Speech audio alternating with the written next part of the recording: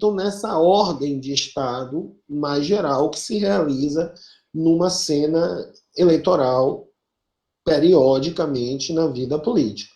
Tá? Aqui, a partir das manifestações de junho, a gente não vai ver essa unidade. O que a gente vai ver é uma multiplicidade.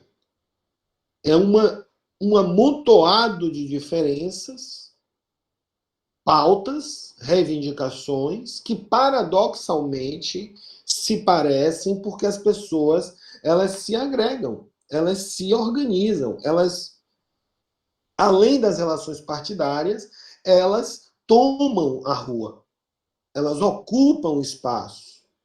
E esse ocupar o espaço tem a ver com uma estratégia de garantia de visibilidade. Então, toda a luta política, numa cena social complexa, como a que Vátimo trabalhava para a gente, mostrava para a gente, tá? É uma luta que, ao mesmo tempo, pressupõe a ocupação física de um determinado território, mas, ao mesmo tempo, a partir dessa ocupação física, é necessário se desdobrar num registro de visibilidade social. E esse registro de visibilidade social seria garantido, naquele momento, pela questão dos meios de comunicação. Né? Interessante essa coisa da visibilidade, porque o que a gente vê é que, muitas vezes, a visibilidade é o que salva, por exemplo, quando você tem, essa semana eu vi no BATV, um sujeito que foi fazer um assalto, fez o assalto, a polícia descobriu o assalto em curso, ele correu, entrou numa casa e fez 3 pessoas reféns. Aí a situação ficou lá presa na casa, a polícia chegou na porta da casa, começou a negociação. Né? Quando a negociação avançou, uma das pautas de reivindicação do sujeito era que a imprensa aparecesse para mostrar, para garantir a visibilidade dele, para que ele não sofresse uma retaliação. Então, muitas vezes, numa ação de crime, a situação anda para um determinado momento onde o sujeito reivindica que todos vejam, até como proteção. Na chave policial, isso pode ser chamado uma espécie de proteção para que ele não seja espancado, ou que ele não sofra um dano físico, e que se encaminhe o sujeito até uma delegacia, inclusive para fazer a lei acontecer tal como ela deve ser feita. Né? Existe todo um procedimento de Estado que vai balizar essa ação. Isso numa chave mais policial, mas numa chave política, a visibilidade também é o diferencial. Porque a visibilidade é aquilo que torna possível a disseminação da reivindicação política na sociedade como um todo. A gente não vive mais numa sociedade pequena onde todo mundo fala com todo mundo, onde um boca a boca ali poderia resolver essa situação. Tá? A sociedade ela cresceu, ela se tornou complexa, e esse tomar a palavra é o que vai organizar, a partir de agora, as relações. Então, as relações políticas, elas são organizadas a partir de 2 dimensões bem específicas. Tá? A ação, o agir político, é também uma estrutura, tá? Como agir? Quais os elementos dessa ação? Tá? Um primeiro elemento é uma dimensão micropolítica. Essa micropolítica que, como eu dizia, se articula nas relações entre os corpos. É um espaço de periferia, tá? Aquele caso de Eloá mesmo, exatamente, Elvira. Exatamente. É outro caso importante, bem lembrado, Elvira. A ideia da Eloá, naquele sequestro, que realmente houve um diferencial no fato de estar filmando a situação. Tá? Antes de avançar, eu queria lembrar que existe um filme que chama Ônibus 174, o filme é de 2002, eu acho, que tem o personagem do Sandro do Nascimento, que era um morador de rua, que viu a mãe morrer, e a mãe morreu, ele foi morar na rua. Tá? E aí, quando chegou na rua, todo mundo passou a chamar ele de Mancha, que ele tinha uma marca de nascença, eu acho que era aqui no pescoço, no braço, tá? E aí o apelido dele ficou Mancha. Tá? Ele morava no centro do Rio de Janeiro, ali com outros meninos ali na rua, na praça ali. Né? Aí um dia o Mancha resolve fazer um sequestro de um ônibus, arma, acha um revólver velho, tá? Consegue um revólver velho e faz um sequestro de um ônibus, e o ônibus para com 6 reféns, fica parado na praça, no centro do Rio. E aí a situação tá criada. Tá? O menino que era invisível, subalterno, ninguém vê, morador de rua, ninguém vê, é praticamente um ser invisível, ele imediatamente passa a ser um ser visível, e essa visibilidade do subalterno ganha a imprensa, e na medida que ganha a imprensa, o tema na imprensa passa a ser o caso ônibus 174. Então é um documentário sobre uma coisa que ocorreu, tá? E ao mesmo tempo que ocorreu, todo mundo assistia em casa, porque foi noticiado nos jornais da época, todo mundo assistindo em casa, e à medida que você via aquilo, o que você percebia? Você percebia que aquela situação que você estava assistindo ali na televisão, ela questionava a própria estrutura social brasileira. Por quê?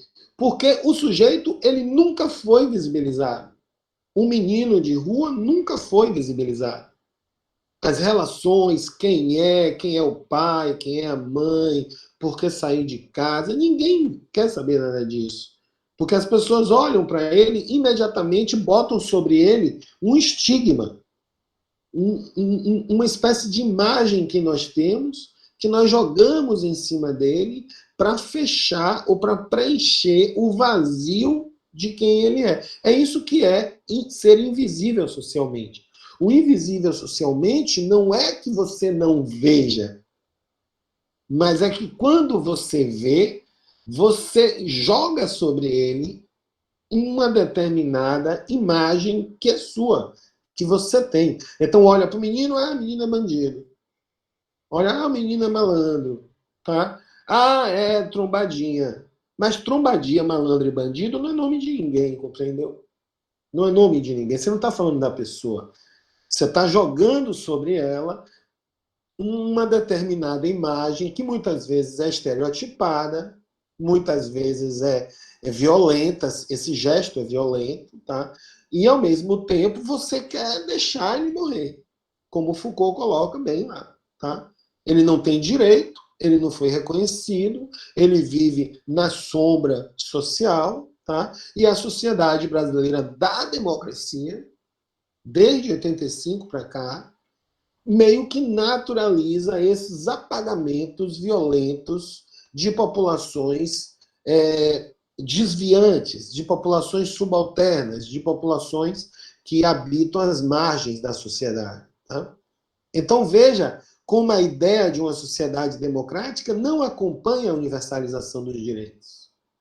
E veja como, diante desse caso que eu estava relatando na televisão, a estrutura social brasileira é uma estrutura violenta. Ela é uma instância de apagamento do outro. É uma instância de silenciamento do outro, de moldagem dos corpos, moldagem dos comportamentos, dos valores, dos modos de se relacionar, tá? Então você tem que fazer isso, e isso, e isso, tem que falar assim, tem que ter esse tipo de valor, tem que viver de determinada maneira, existem lugares para todos ocupar. A vida institucionalizada é uma vida estruturada. Daí a ideia de uma ação micropolítica. Porque na medida que eu altero a minha relação com o outro, eu começo a tensionar esses lugares prescritos para o meu corpo habitar na sociedade. Tá? Não é que eu não possa me sentir bem nesse lugar que me foi prescrito, mas é que eu tenho um desejo de ser quem eu desejo ser e viver de acordo com aquilo que eu acredito poder viver. E nessa maneira, é claro que os tensionamentos, eles são absolutamente já previstos. Tá? Então, numa ação política de contestação à ordem, essa primeira dimensão micropolítica começa no aqui e agora. Tá?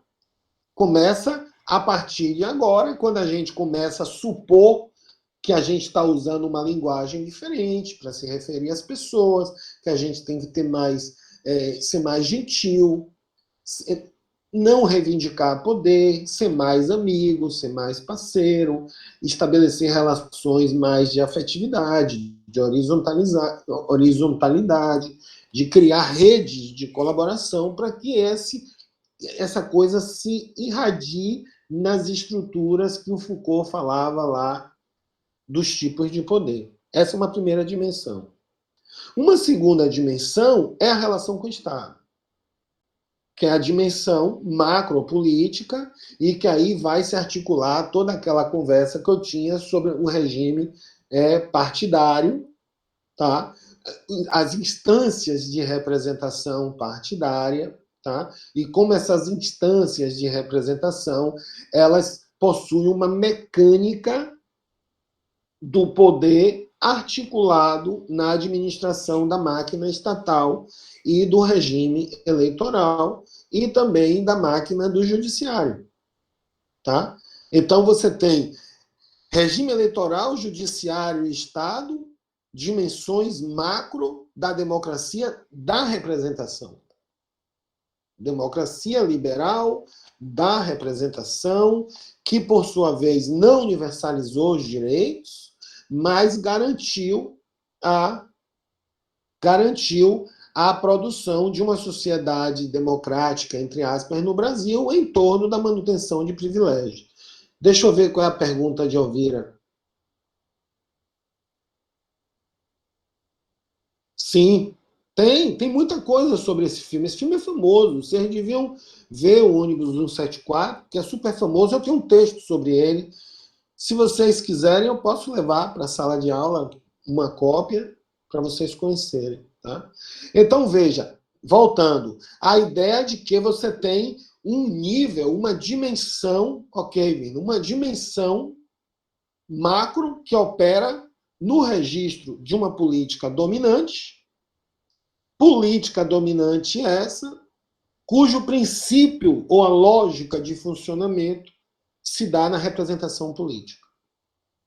Tá? A representação política. Alguém fala em nome de alguém. Um sujeito que é eleito fala em nome dos seus eleitores. E aí você tem grupos que se representam pelos seus eleitos numa mecânica de poder articulada com a estrutura de Estado, a máquina eleitoral e o poder judiciário. Tá? No outro registro, você tem pessoas diferentes, singulares, que se organizam de maneira paradoxal, já que as diferenças aparecem, elas se parecem, né? E essa articulação política se dá nos espaços físicos, ganha uma dimensão dos espaços da visibilidade, tá? E essa política também não opera por representação, porque ninguém representa ninguém, cada um se representa a si, tá? E, ao mesmo tempo, não está endereçada nessa dimensão do Estado, mas é uma política mais circunstancial, histórica, de momento, onde o momento vai contar muito em função das necessidades e demandas das pessoas. Tá? Então, os autores todos falam dessa ônibus 174, de Padilha. O diretor é o Padilha. Então, veja, você tem o Maurício Lazarato, que vai falar dessa complexidade nos termos de movimentos pós-identitários. São movimentos onde você tem um estar junto que vai inventando o sujeito como diferença na situação de colaboração com outras diferentes. Por isso é pós-identidade, porque a identidade não está pronta, tá? Ela está se fazendo.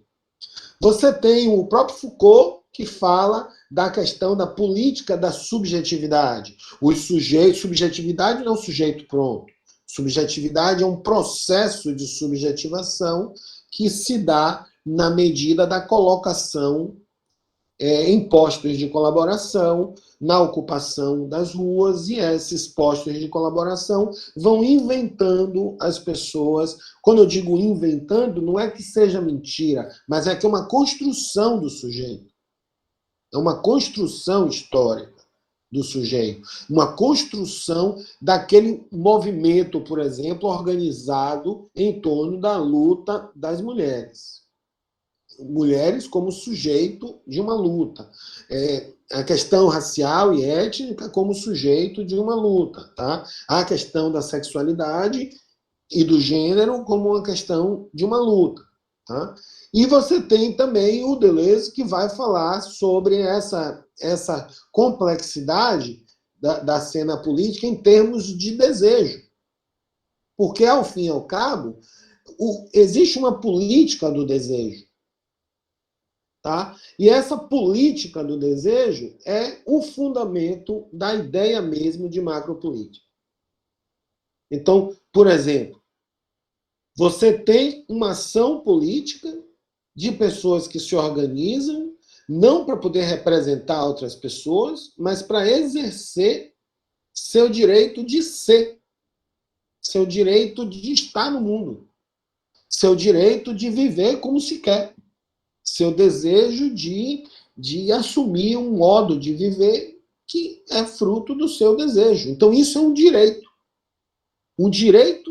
de ser diferente, um direito de viver de tal modo, um direito de poder viver assim, e se lá na frente quiser mudar o modo de viver, mudar de novo o modo de viver. Ninguém precisa viver absolutamente de uma maneira só a vida toda, um desejo de vivo, de ser vivo, tá?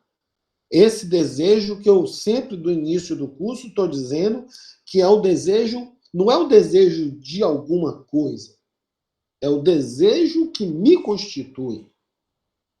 Eu ser vivo, corpo vivo, animado, com vida, tá? E esse sujeito vivo, animado, ele é vibrante, ele possui desejo. Ele existe no mundo como um ser desejante.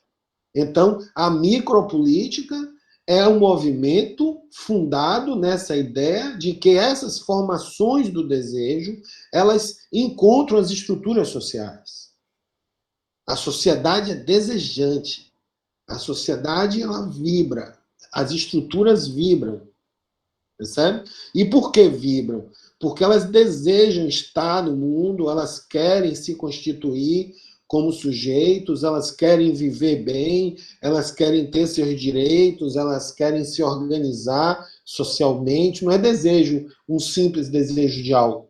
Esse aí é quando o mercado captura essas relações micropolíticas.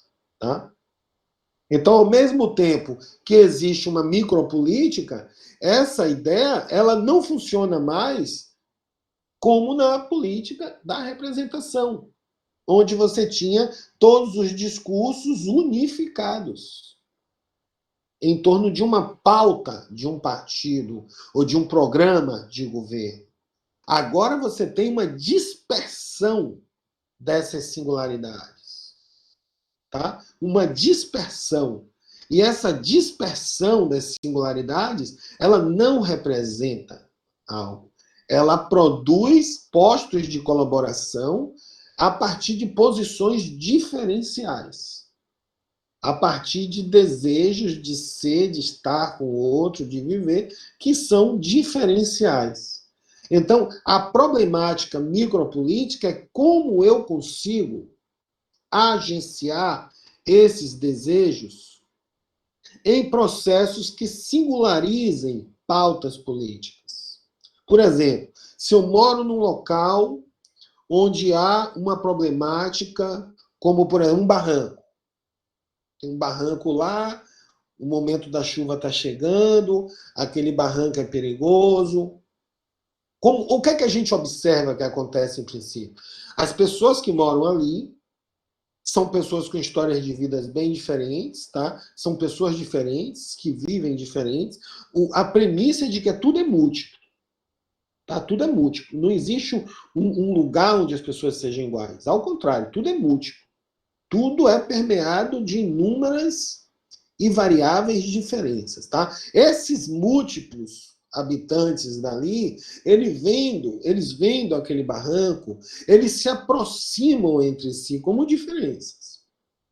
E aí eles criam lá uma determinada maneira de agir para solucionar ou amenizar o problema. Então, assim, vamos colocar um muro, vamos construir um muro, vamos criar uma lona, vamos amenizar aqui como é possível. Existe uma pauta local de pessoas que são diferentes e que se organizam em função da percepção de um perigo que afeta a todos.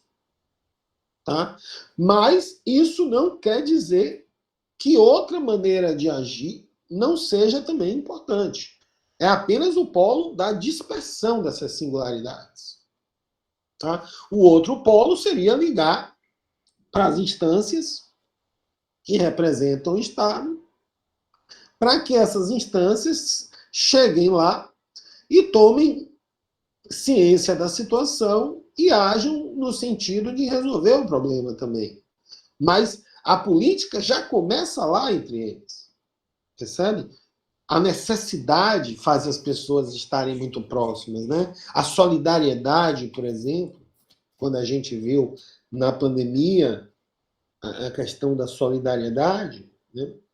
Uma palavra de matriz religiosa, mas é uma atividade política. A gente não pode dizer que não é importante. Claro que é importante, as pessoas passam fome, né?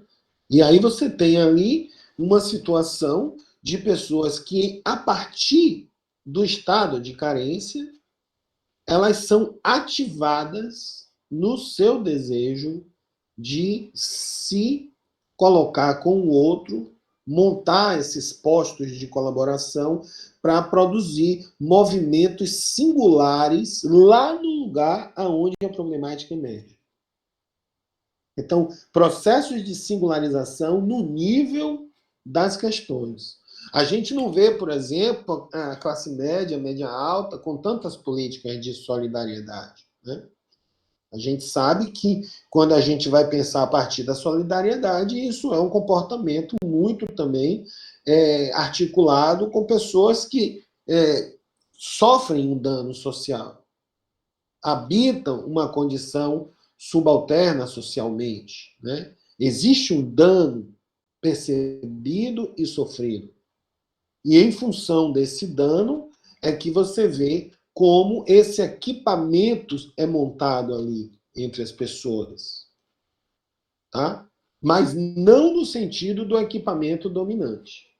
Porque esse equipamento dominante, ele codifica as condutas. Ele fixa as condutas na lógica da representação.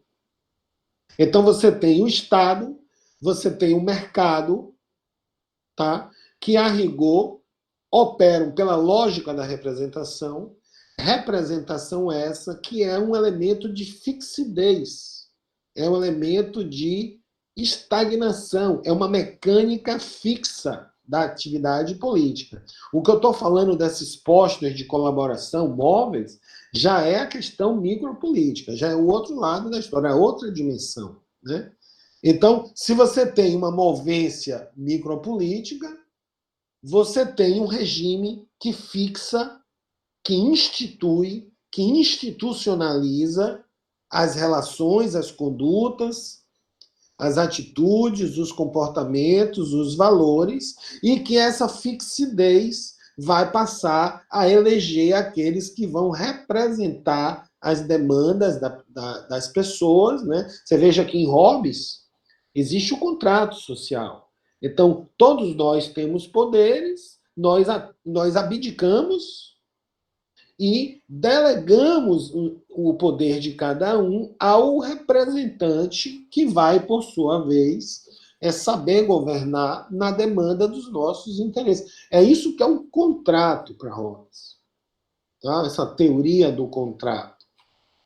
Então, é claro que esse sistema, portanto, dominante, jurídico, eleitoral, ele vai codificar condutas, codificar comportamentos, atitudes, sistemas de valor, tá? Seja na chave do Estado, seja na chave do mercado. Por exemplo, o sujeito trabalha numa empresa privada e vem trabalhando todo dia tranquilo, normal, como deve ser. De repente, o sujeito fica doente.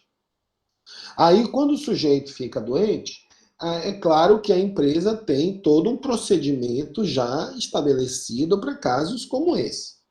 Então, a pessoa que ficou doente, ela vai ter que procurar um médico, receber um atestado, esse atestado vai ter que diagnosticar, vai ter que dizer o que a pessoa tem, e ela vai encaminhar esse atestado a um determinado setor da empresa que vai estabelecer um protocolo já assumido, né? O problema é que a situação da pessoa pode ultrapassar isso. Pode ser uma situação mais séria, que demande um pouco mais. E aí seria necessário, por sua vez, que se abrisse algum tipo de tolerância, porque a pessoa está sofrendo, porque tem um dano, ela não está enrolando ninguém, né? Mas nesse mundo onde tudo é mercadoria, nesse mundo onde a força de trabalho é vendida pelas pessoas para poder sobreviver, se a pessoa demora muito, pode criar uma tensão com o lugar onde ela trabalha. E aí, na queda de braço, quando você tem mercado e direito, você tem um lugar dominante do capital, do mercado, do dinheiro, e a pessoa pode, de alguma maneira, sofrer algum tipo de retaliação por parte da empresa. Então, essa tensão entre, de um lado, a pessoa e o desejo e a necessidade, tá? A nível micropolítico, e do outro lado, a nível macropolítico, os regimes de fixidez, os equipamentos coletivos dominantes, as políticas de codificação das coisas, o procedimento, o protocolo, as condutas, os comportamentos, os horários, o modo de funcionar, o regime de trabalho, tudo é codificado, fixo, estabelecido como padrão. Mas nem sempre a vida cabe aí. Não é que isso deixe de existir ou deva sumir, mas em algumas situações é preciso haver uma movência. Porque a movência também vai dar conta dessa vida, como eu dizia, que é habitada por desejo, por necessidades. Nem sempre a situação é tão protocolada assim, né? Então, o mercado ele também codifica uma forma de ser. Olha isso aí.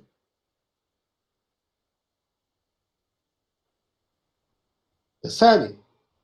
Uma forma de ser, um sujeito desenhado, uma subjetividade constituída de maneira institucional, tá? Um regime de fixidez em torno de um sujeito que passa, um sujeito atravessado por questões de gênero, né, por questões raciais, por questões de classe, por todos aqueles operadores de poder que a Judith Butler falava, né? Todos os operadores de poder atravessam essa construção da subjetividade. Tá? E essa construção da subjetividade, eu estou localizando aqui na discussão nos termos de uma institucionalização, de uma captura dos movimentos micropolíticos e um endurecimento desses movimentos micropolíticos em benefício dos interesses do capitalismo, do mercado. No caso aí, É uma marca voltada para a venda, e essa venda é a lógica dominante, o poder dominante. Ela não opera, como eu dizia, no limite pelo atendimento aos direitos e às necessidades e aos desejos, mas ela opera pela lógica do funcionamento de acumulação de capital. A princípio, ela não está interessada nas pessoas e nas demandas e necessidades das pessoas, que são, a meu ver, o grande lance da coisa. Tá? Não vou dizer que o capitalismo vai acabar, nem vou ficar propalando uma política de que vamos acabar com o capitalismo. De jeito nenhum, eu já não tenho mais idade para acreditar nisso. Mas, ao mesmo tempo, vamos lutar com forte esperança, porque a esperança não é uma ilusão, né? A esperança é uma força ativa no corpo que espera um acontecer melhor. Está no presente, né? Tá? Agora. Então, essa força ativa no corpo de lutar por uma abertura de brecha para que as pessoas possam ser outras coisas diferenciadas e absolutamente singulares, diferente desse modelo aí. Porque isso não cabe para todo mundo. Isso é um regime de fixidez. Não é que não deva ser assim, mas quando você constrói uma situação dessa, você fixa o que é da ordem do diverso. As pessoas são diferentes. Elas se diferenciam. Muitas não cabem nesse modelo. E nem por isso tem valor menor. Então, veja como a política do sujeito é diferente da política do partido. Veja, quando eu trabalho com questões identitárias, eu não estou trabalhando exatamente com questões de partido, muito embora a gente saiba que uma coisa pode ser aproximada da outra. Você pode ter um partido que se aproprie das questões identitárias para que essas questões identitárias virem pauta de governo ou de partido e, por sua vez, se insiram no registro macropolítico. Ao mesmo tempo, a abertura política dos movimentos micropolíticos, ela também não está definitivamente instalada. Ela pode ser capturada também. Então, aquilo que é da ordem de uma colaboração espontânea entre as pessoas, ou de um estar junto, espontâneo e gratuito, que é produzida a partir da necessidade, dos desejos da pessoa, é uma coisa viva e honesta, pode ser capturada nas grades do regime político dominante, partidário, representativo, endurecer, virar fascismo, pode. O que acontece é que depois dos movimentos de 2013, você vê como os partidos eles se apropriaram dessa dimensão.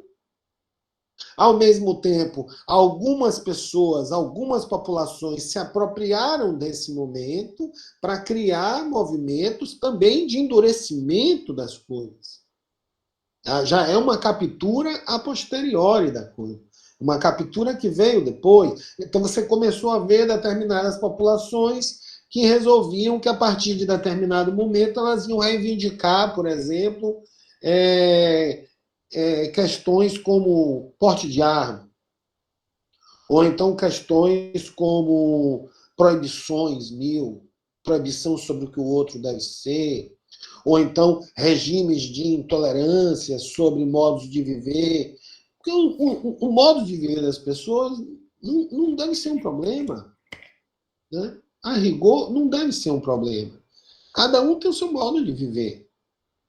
Mas quando você endurece as coisas, quando você institucionaliza modelos, aí as coisas começam a ser interpretadas a partir de regras que funcionam como os cortes daquilo que as coisas devem ser, entendeu?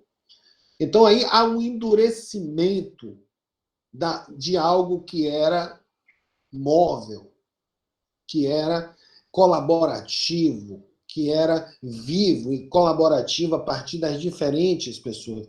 Então, esse aí é um movimento de endurecimento. Porque cria um modelo, cria uma institucionalidade, cria uma marca, é um agente do capital, e esse agente do capital, ele não permite que o outro seja avaliado como um discurso positivo, porque não compactua. Se não compactuar com esses valores, deve ser, portanto, lido como um valor negativo. Né? Então, o que você vê é que a gente vive um capitalismo hoje que personifica os produtos. Que os produtos passam a ser quase modos de viver. Tá? O Lazarato chama capitalismo do trabalho imaterial. O trabalho imaterial que ele está falando não é o trabalho mais de produzir um carro numa fábrica. Esse é o trabalho material. O trabalho imaterial é o trabalho de produzir uma ideia de um modo de ser. E essa ideia de um modo de ser está agregada no elemento da mercadoria. A mercadoria como um modo de construção da subjetividade no equipamento coletivo dominante que produz os modelos de ser e que, por sua vez, oprime o jogo micropolítico das movências. Tá? Então, eu falo sempre de um modo de representar o sujeito. Tá? Então, considerando que o poder, a estrutura do poder, vai incidir no sujeito, vai produzir o sujeito, não se trata mais de pensar esse poder como inimigo de classe. Essa é a lógica do marxismo. Tá? Não se trata de um inimigo de classe, ricos e pobres, luta de classe. Se trata de um poder que vai se encarnar em outro nível. E esse outro nível está bem mais próximo da gente. Então, esse outro nível se encarna nos nossos amigos, as formas de ser, as formas de viver, como essa espécie de fascismo de si que produz-se dentro do sujeito, esse sujeito que responde às institucionalidades, essa forma de ser adequada, uma boa palavra, ao regime dominante, percebe? Então, poder é igual ao sujeito, porque o poder está dentro do sujeito. Isso institui uma nova ação política, uma nova maneira de pensar a política e uma nova maneira de analisar a política. Tá? Não mais aquela política da representação, mas a política da subjetivação, da construção de um sujeito. Tá? E essa construção de um sujeito, a gente vai ver como é algo operando dentro dos corpos.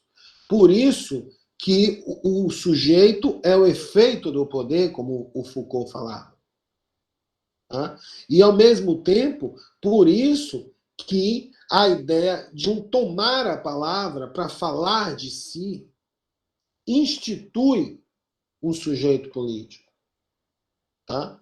Ao tomar a palavra para falar de si, esse sujeito político reivindica seus direitos de exercer seus desejos de ser, esses desejos que me constituem, como eu falava, essas formas de viver, de estar com o outro, a relação com a gentileza, a amizade, como eu dizia, essa vida boa que a gente tem que aprender a viver. Tá?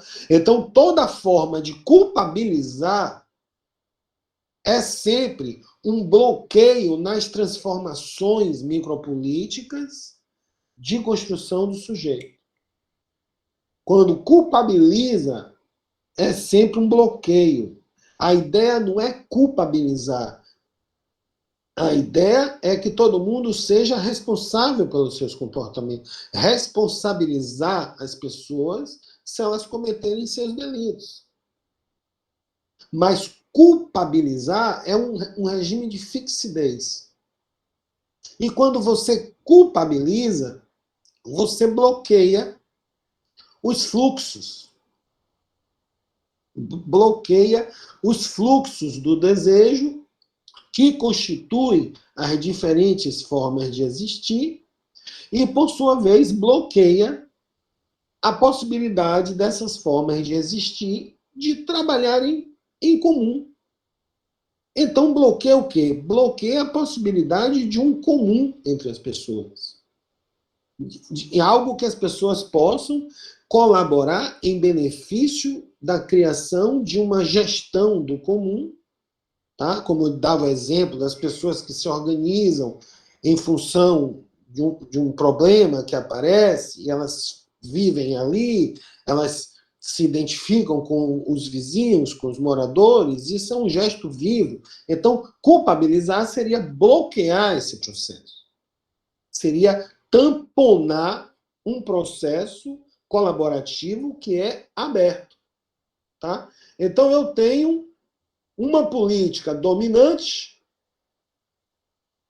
que opera pela representação e eu tenho uma política micropolítica que opera pela subjetivação, pelo desejo, pela formação do desejo na sociedade. Tá? Esse é o esquema que vai definir a complexidade da ação política. Tá? Então, aí agora eu trago alguns exemplos. Veja, primeiro o movimento Passe Livre, como eu disse, um movimento que no final dos 90 reivindicava diminuição da passagem de ônibus, tá? E que, muitos anos depois, saiu da Bahia, foi para outros estados, se nacionalizou e se fortaleceu, e os movimentos de junho começaram em função de uma reivindicação do preço das passagens. Né? Então, por um lado, eu tenho pessoas que pegam ônibus, que precisam das passagens mais baratas e que têm entre si um forte desejo de que essas passagens diminuam, eles se organizam micropoliticamente falando. Eu me lembro que teve um movimento bastante organizado nas escolas de segundo grau, tá? Pessoas que pegam ônibus, né? Porque está incidindo diretamente sobre a vida das pessoas, tá? Então, micropoliticamente falando, existe esse desejo de se juntar com o coletivo para reivindicar, porque o preço da passagem está doendo no bolso, está impedindo a mobilidade de ir e vir, a mobilidade urbana, afetando a vida. Tá? Por um lado. Por outro lado, o movimento precisa também forçar as estruturas da política dominante para cobrar das instituições responsáveis, sobretudo dos poderes de Estado, seja município, Estado ou federal, que normatizem uma passagem mais barata. E no início, a reivindicação era que os ônibus fossem de graça, porque é público, é um direito, percebe? Então eu tenho dois braços da ação política que passa pelo movimento do Passe Livre.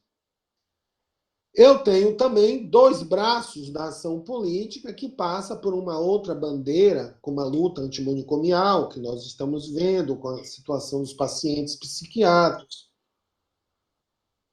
Pessoas que são anuladas em instituições totais, que são submetidas a procedimento, muitas vezes, desumanos. Então, é preciso que haja, no nível micropolítico, um desejo, tá, para que essas pessoas possam viver em liberdade, um respeito pela vida humana, um respeito pelo sujeito, e em nome desse desejo de ser livre, de transformar o sujeito, o paciente psiquiátrico, em um sujeito que fale em nome de si, tá? Se organiza a sociedade civil e produz seus eventos, produz as suas visibilidades, mas também, do outro lado, cobra as pautas políticas de Estado para que as associações de classe, associações de médicos, de psiquiatras, de donos de hospitais, possam desenvolver práticas de tratamento mais humanizadas, mais codificadas em função de valores que até então não eram tão colocados na pauta, né? Por outro lado, tá? Veja a luta pelos moradores de rua. O termo não é moradores de rua, é população em situação de rua. Eu peguei, porque lá onde eu peguei estava escrito assim. Tá? Então veja aqui os moradores de rua, é uma questão como a do Sandro do Nascimento, que a gente colocava, né? É a questão do invisível. É, é uma espécie de morte simbólica, entendeu?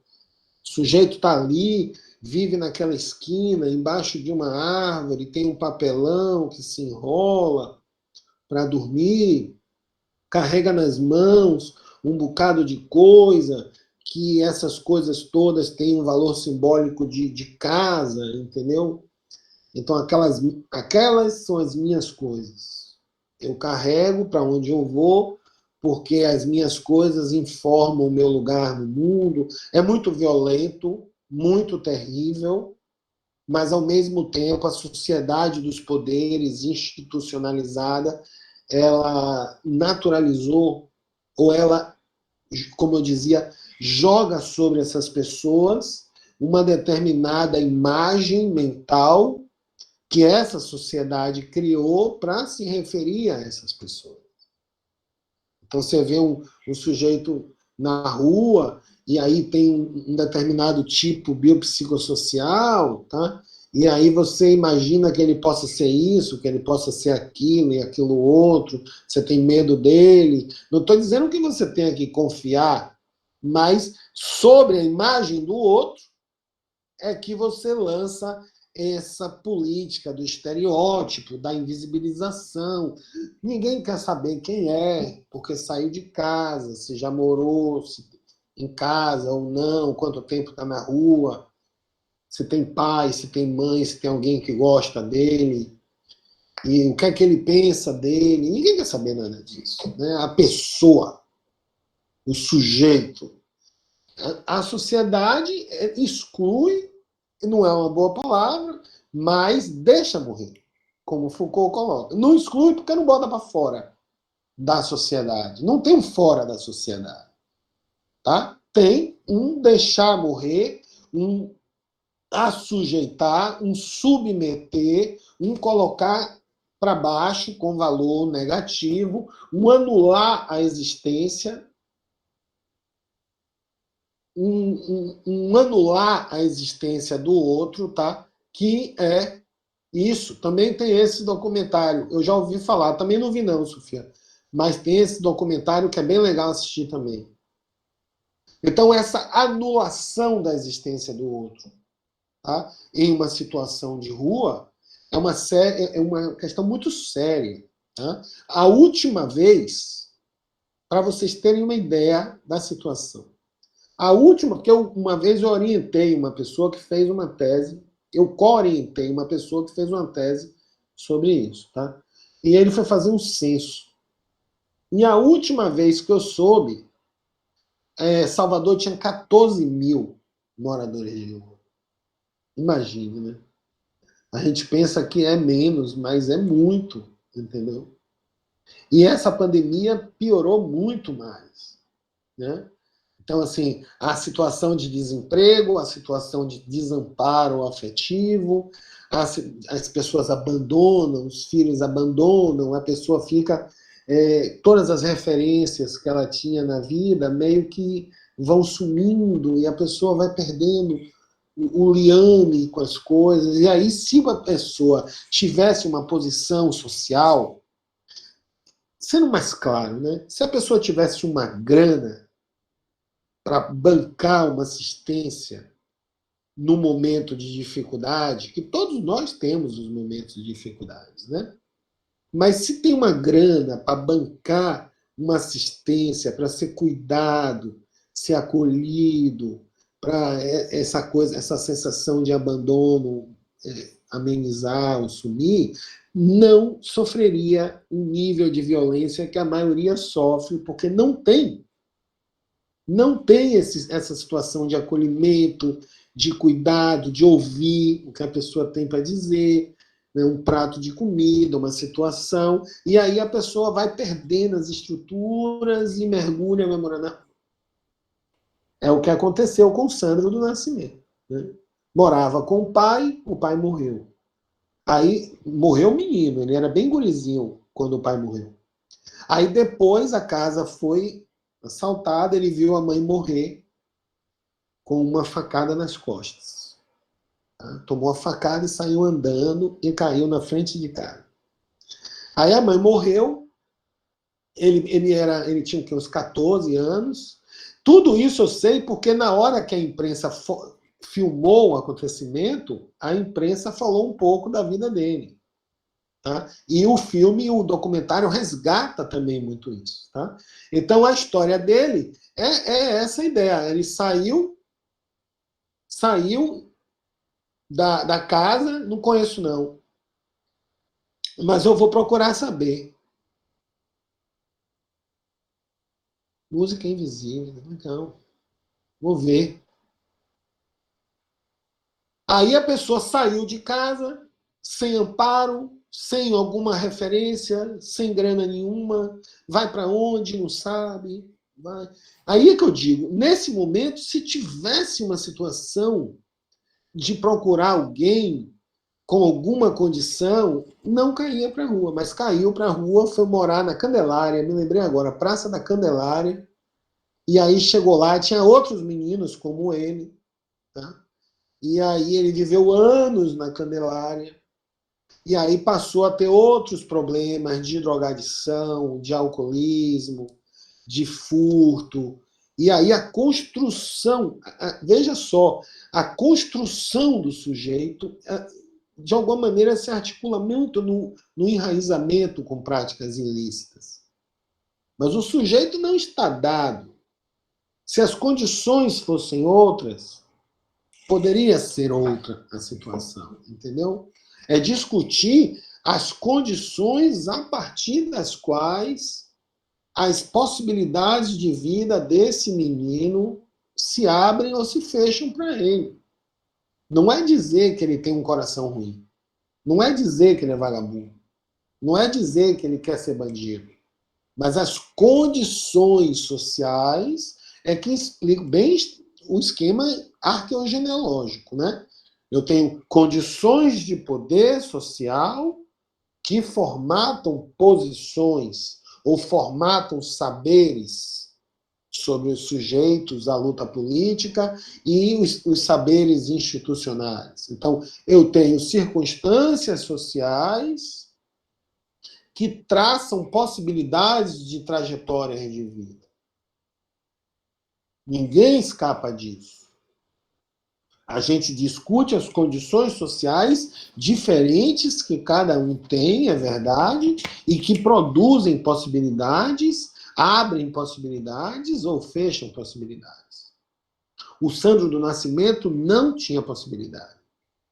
Nenhuma.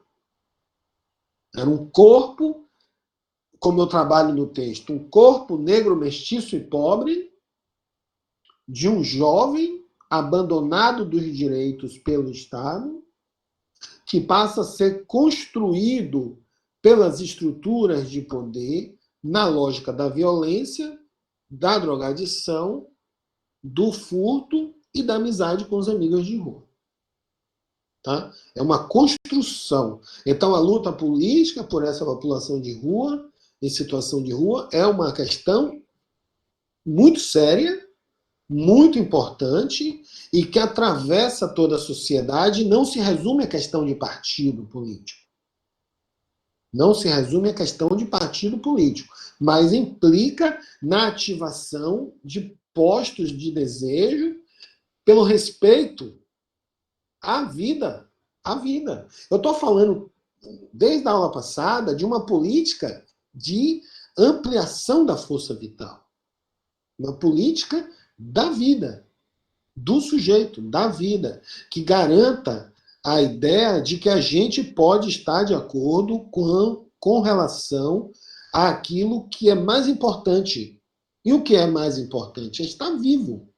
É ter a vida respeitada, para que ela possa se ampliar, se fortalecer, votar em favor da vida. Daí a questão dos moradores de rua, daí a questão dos pacientes em estado de instituição de saúde mental, daí a questão da violência. Veja, violência contra a mulher, porque estava lá no site que eu peguei, mas Dia Internacional para a Eliminação da Violência contra as Mulheres, como o Butler coloca.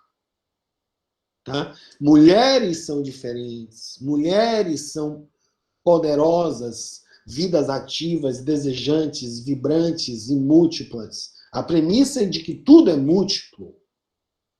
Tudo, a princípio, é múltiplo. E a beleza da cena política é essa. E o valor deve ser valor positivo, o valor dela deve ser múltiplo. Tudo na vida social é múltiplo. Então, que a violência contra as mulheres, tá, ela acabe porque é uma violência que fixa um padrão de agir em benefício da instituição, como a gente falava, do poder falogocêntrico, né? O poder institucionalizado do lugar do chefe de família, entre aspas, que não é chefe coisa nenhuma, mas é uma expressão muito utilizada. Aí eu boto chefe de família, entre aspas, tá? Que ocupa esse lugar de dominância e passa a dizer sobre o corpo do outro. Essa violência sempre existiu. O que nós estamos vendo é que ela se torna mais visível, mas não é que ela está surgindo agora. Ela se torna mais visível porque você tem uma imprensa, você tem os meios de comunicação que romperam aquela barreira que no passado as pessoas diziam que briga de marido e mulher, como é? Briga de marido e mulher, ninguém mete a colher. É como se tivesse assim um mundo privado, fechadinho, que não pode ser visto, mas alguém paga a conta da festa. Não pode ser assim mais. Não tem mais cabimento. Então a imprensa começou a mostrar, os meios de comunicação começaram a mostrar, a coisa começou a escandalizar, e hoje nós temos uma sensação que isso está acontecendo agora, mas não, sempre aconteceu. Tem registros históricos, é uma violência histórica. Tá? E essa violência histórica é absolutamente terrível. Ramon. Só para completar que esse negócio de briga de marido e mulher, ninguém mete a colher. Hoje em dia é até crime. Até Você crime. você é obrigado Claro, a denunciar. Se você não claro, denunciar, você está cometendo um crime. Você é claro. obrigado. Aqui mesmo eu moro num condomínio de prédios. A gente tem casos, tipo, a gente teve um caso recentemente de um casal que se separou e o cara voltou, tipo, na casa dela para ameaçar e tal, não sei o que, Nossa. ela morando aqui, que o condomínio foi obrigado a fazer a denúncia. Tipo, a gente já ia fazer a denúncia, óbvio, mas o condomínio era obrigado por lei a fazer, a Claro, prestar queixa. claro, claro, claro. Meu velho aqui, eu também moro num condomínio, aí botaram no elevador um papel dizendo isso que você falou. Que a partir de um determinado momento na jurisprudência do direito, as pessoas são obrigadas a denunciar. Sofia. Eu moro num prédio e aqui no prédio, assim, é muito antigo, sabe? E aí tem uns 20 anos que várias pessoas moram nesse mesmo prédio, inclusive minha Uhum, família. E aí tem um homem que... Ele sempre é meio estranho, assim. uhum. E quando eu era pequena, ele gritou muito comigo uma vez. E a minha mãe ficou muito assustada e não deixava mais eu descer o elevador sozinha. E aí tem uns 2 anos que ele foi preso por bater na Rapaz, esposa, que morava aqui no prédio. E aí eu lembro que na época todos os vizinhos tiveram que ir responder, porque como é que eles não ouviam nada, como é que não faziam pois nada? é. WhatsApp, tipo, com certeza, provavelmente alguém ouviu na época e não falou nada. E aí eu lembro que o prédio todo teve que realmente se movimentar sobre isso. Que coisa, rapaz, é impressionante. Acontece em todas as classes, entendeu? Em todos os lugares, é histórico. Se vocês lerem, vocês deviam ler Casa Grande Senzala. Se vocês lerem Casa Grande Senzala, você vai ver as violências históricas naturalizadas pelos séculos e séculos na história da sociedade e da cultura política brasileira. E hoje você tem realmente uma sociedade. Aí você me pergunta assim: você é um otimista? Eu acho que sim, nesse aspecto. Por quê? Porque eu vejo uma sociedade mais organizada. Eu vejo uma sociedade que intervém, que mostra, que denuncia, que estabelece políticas de responsabilização. O agressor, ele é responsabilizado, tem que ser. Porque se não for, naturaliza. Naturaliza a situação. E não é apenas nesse registro da luta política, mas é em todas as lutas políticas. Você não pode, daí, por exemplo, a corrupção. Não pode. A gente trabalha, cara. Todo mundo trabalha. Tem o dinheiro, o salário é de trabalho. É luta para viver, para sobreviver, para conseguir levar a vida para frente. Não pode. Então, o que é que a gente precisa? Uma reivindicação que a sociedade se organize para ser capaz de responsabilizar também. De fazer a coisa funcionar também. E, ao mesmo tempo, que a sociedade se organize para que os corpos vivam de uma maneira mais livre, não tão oprimidas e oprimidos e oprimides nas estruturas de poder que fixam, moldam, não ouvem, não acolhem, sistemas de opressão multiplicados, né? A cada dia mais e mais sistemas de opressão multiplicados, e a nossa vida parece que vai virando uma espécie de grade e a gente não tem como escapar, mas nós somos humanos. Aí eu queria acabar com essa ideia de que nós somos humanos, nós temos um corpo habitado por um desejo, temos valores. Às vezes, em situações, eu digo no meu caso, eu me sinto bastante emocionado quando eu vejo uma situação na rua, e eu me sinto responsável, e nós precisamos, de alguma maneira, nos organizarmos em função de pautas que, a nossos olhos, são insuportáveis. Insuportáveis que ocorram. Por exemplo, desrespeito com um senhor em situação de rua apanhando. Pô, não pode, cara. Isso vai contra o que eu acredito para mim mesmo, entendeu? Diga, João. Professor, essa questão que o senhor falou aí de se organizar em pautas, né, que tocam a gente, que sensibilizam a gente, é muito importante, assim. Eu faço parte de uma ONG e tenho participação, e às vezes as pessoas me perguntam assim sobre sobre voluntariado, sobre entrar na ONG ou não. Eu falo, cara, tem tantas pautas, tantas questões. Claro, Faça o que te toca, entendeu? Faça o que que claro, você faz né, com entrega, com verdade, claro, não uma coisa claro. demagoga apenas. Muito bem, João. Demagogia. Muito bem, muito bem. É por aí mesmo. Assim, somos humanos. Temos um corpo vibrátil, temos valores. Existem coisas insuportáveis, entendeu? Não que a gente queira estabelecer uma guerra, mas que nós podemos nos articular micropoliticamente, criar postos de colaboração, não necessariamente filiados a partido. Não estou falando de partido, estou falando de nada disso. Eu estou falando da vida nua, da vida crua do dia a dia das pessoas. Do dia a dia das pessoas, os sistemas de necessidades, de desejos, o desrespeito à vida, o silenciamento da vida, a prisão a moldagem muito opressiva das estruturas de poder, claro que a gente não vai viver em um paraíso. Quem trabalha como João em ONG, agente social, sabe que essa sociedade do paraíso a gente nunca vai chegar lá. Mas isso não quer dizer que a gente tem que ficar imóvel. Entendeu? E isso não quer dizer que a gente não possa estabelecer políticas de colaboração também em função da gentileza. Por que não? Gentileza, amizade, né? Então, vocês viram como é que eu defini lá atrás, na aula, a ideia da esperança.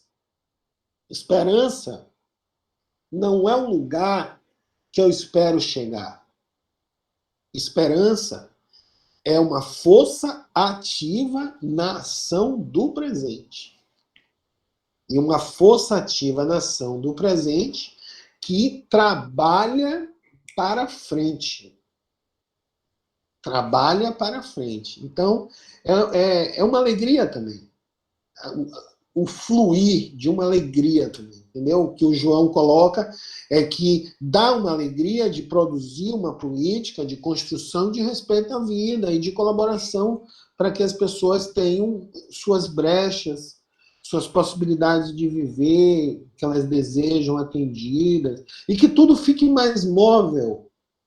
Tudo fique mais móvel, mais tranquilo, mais móvel, porque é assim que tem que ser mesmo. Não tem essas políticas de codificação, endurecimento. Para que isso? Onde é que isso vai?